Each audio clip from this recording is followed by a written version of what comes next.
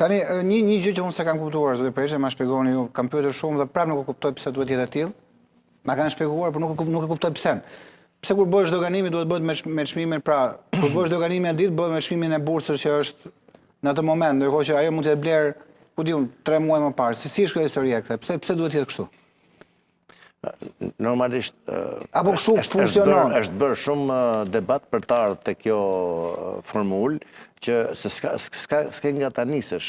Domethënë shumica e operatorëve kanë operuar me 2 palë dokumenta apo me dokumenta që vinë ndrohen rrugës e tjerë. Që në kohën e Natalina Ceas, që në kohën e një misionit posaçëm vitet 97-99, ka qenë ky problem dhe ajo zgjidhje që është dhënë që referon bursën, referon transparencë në thelb. Kështu që është e natyrshme që për efekte fiskale të referohet bursa. Nuk është shumë problematike. Por referon me një herë edhe çmimin e tregut. Pra në çmimin e tregut. Në qoftë se atë ditë kur shkarkohet malli dhe hyn në tregun e brendshëm, ajo është referenca e bursës, ajo është krejt normale, po ajo nuk ndodh për ditë. Më thoni Musa, një kanë hyrë 2 javë të fundit që të thuash ke arsye për të arritur 30% çmimin.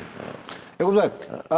Zotë Periqe, kam një pyetje që është në fakt të shqetësimit. Në çfarë niveli të litrit karburantit situata është në kontroll, më pas kalohet e vije kuqe. Pra cili për ju është çmimi që kalon vijen e kuqe që mund të sjellë pasojë shumë të rënda? Nuk ekziston asnjë vije kuqe. Për sa kohë që kemi ekonomi të liberalizuar. Dakor, po vjen flas për qytetarët që mund çojnë në një kaos të rritet çmimeve të pakontrolluara më pas. Për sa kohë që nuk ka politika që inkurajojnë lëndë zëvendësuese, nuk ka politika që stimulojnë në mënyrë alternative transportin publik e tjerë, nuk ka subvencion në qoftë se duhet në një hallë të caktuar, po them për ngrohjen, apo për bujqësinë apo diku tjetër, që ul presionin mbi produktin bazë, je detyruar të bindesh lojës së tregut. Nuk mendoj se ka ndonjë.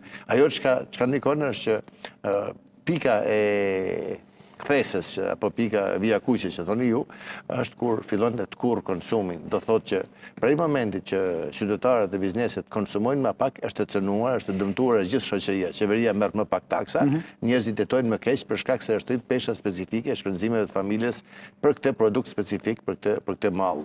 Por rritja e atij produkti, do të e dini shumë më mirë se unë, se jeni eksperti ekonomist, çon rritjen e çmimeve të gjithë produkteve tjera. Është efekt domino në të gjithë prandaj po them, a ka një çmim që mund të llogaritet që në këtë pikë fillon rriten çmimet e produkteve të tjera në mënyrë të pakontrolluar? Në çdo rast rritja kalon në disa faza.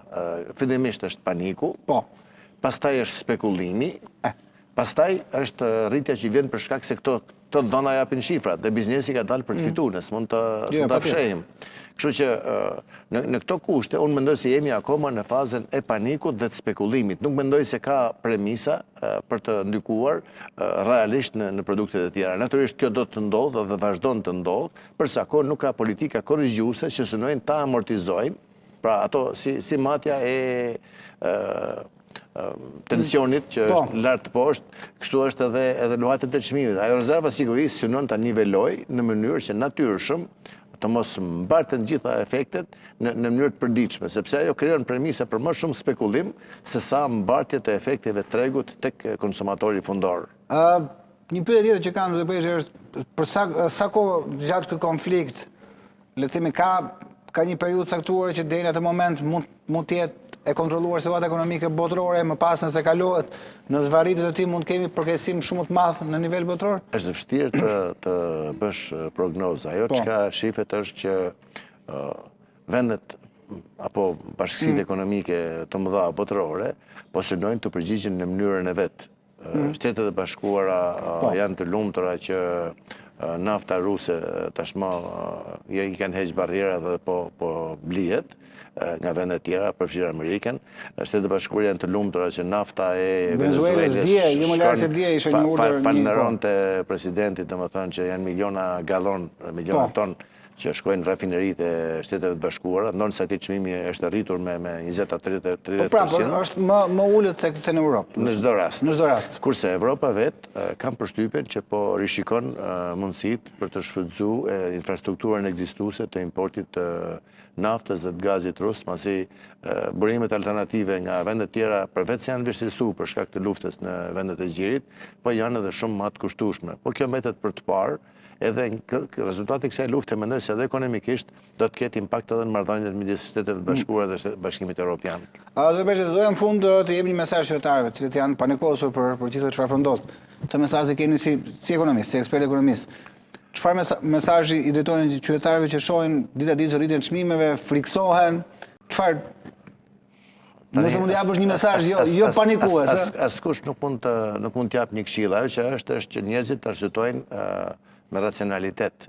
Domethënë vendimarrjet ekonomike për investime dhe për shpenzime të mëdha të jenë të argumentuara, pra njerëzit të arsytojnë, shohin më shumë si një alternativë para se të vendosin, edhe mundësisht të kenë edhe një rezervë minimale për ushqimet qëndrueshme në shtëpi e tjerë, dhe njëkohësisht të mos kufizojnë lëvizjet, se më kujton nëse njerëz lëvizin më pak, konsumojnë më pak, edhe ekonomia dëmtohet. Por të jenë brenda mundësive që ju lejon niveli jetesës të ardhurave që ka familja. Për qeverinë? Për qeverinë me çfarë mesazhi? Qeveria të heqë dorë nga principi i vere vjetër në fuqi të re, sepse këtë këngë kemi dëgjuar dhe para 5 vjetësh, para 7 vjetësh, para 10 vitesh, por të mendoj për politika që zhvillojnë prodhimin vendas dhe që rrisin me vetësinë energjetike të vendit. Nuk është fjala për autarki, për të izolu, por është fjala për të futur në çarkullim ato potenciale. Askush nuk zhvillohet mbi burimet financiare, njerëzore, materiale të tjerëve, por shfrytëzon ato që ka dhënë natyra para arsit. Nuk bëjë shumë faleminderit. Shumë mirë që du kisha në studio. Ju uroj një vijim ditë sa më të mbarë dhe një fundjavë të mbarë, se fillon fundjava e gjatë tashmë. Gjithashtu. Për shumë nga ju. Faleminderit shumë. Publicitet dhe kthehemi sërish.